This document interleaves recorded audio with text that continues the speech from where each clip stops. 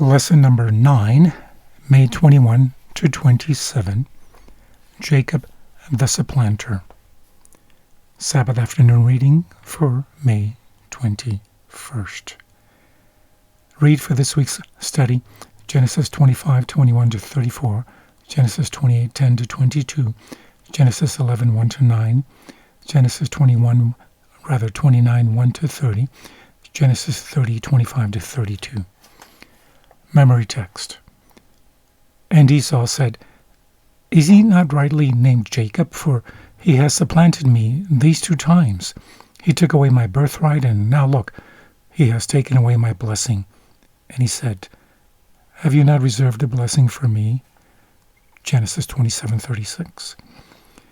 We now pick up on the continued family history of Isaac, the miracle child, and early ancestor of the promised seed. The story doesn't start out particularly well, however.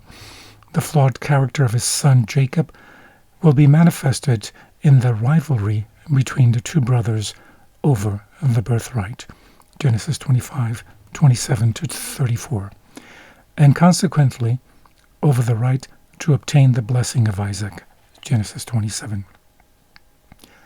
Because Jacob deceives his father and steals the blessing from his older brother, he will have to flee for his life. In exile, God confronts him at Bethel, Genesis 28:10 to 22. From then on, Jacob, the deceiver, will experience some deception himself. Instead of Rachel, whom Jacob loves, Genesis 29, Leah, the older daughter, will be given to Jacob, and he will have to work 14 years to earn his wives. Yet, Jacob also will experience God's blessing, for in exile he will have 11 of his sons, and God will increase his wealth. Thus, whatever else we can see in this story, we can see how God will fulfill his covenant promises, one way or another, regardless of how often his people fail. From the book Patriarchs and Prophets, page 178, it says, Isaac made known to his sons the privileges and conditions of the birthright, and plainly stated that Esau, as the eldest, was the one entitled to the birthright.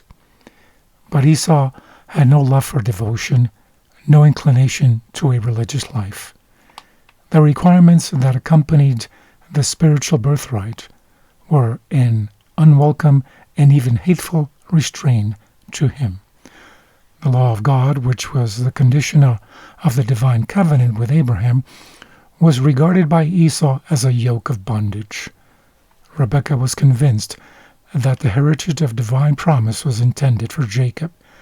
She repeated to Isaac the angel's words, but the father's affections were centered upon the elder son, and he was unshaken in his purpose. Jacob had learned from his mother of the divine intimation that the birthright should fall to him, and he was filled with an unspeakable desire for the privileges which it could confer. It was not the possession of his father's wealth that he craved. The spiritual birthright was the object of his longing, to commune with God, as did righteous Abraham, to offer the sacrifice of atonement for his family, to be the progenitor of the chosen people and of the promised Messiah, and to inherit the immortal possessions embraced in the blessings of the covenant. Here were the privileges and honors that kindled his most ardent desire. His mind was ever reaching forward to the future and seeking to grasp its unseen blessings. Happy Sabbath.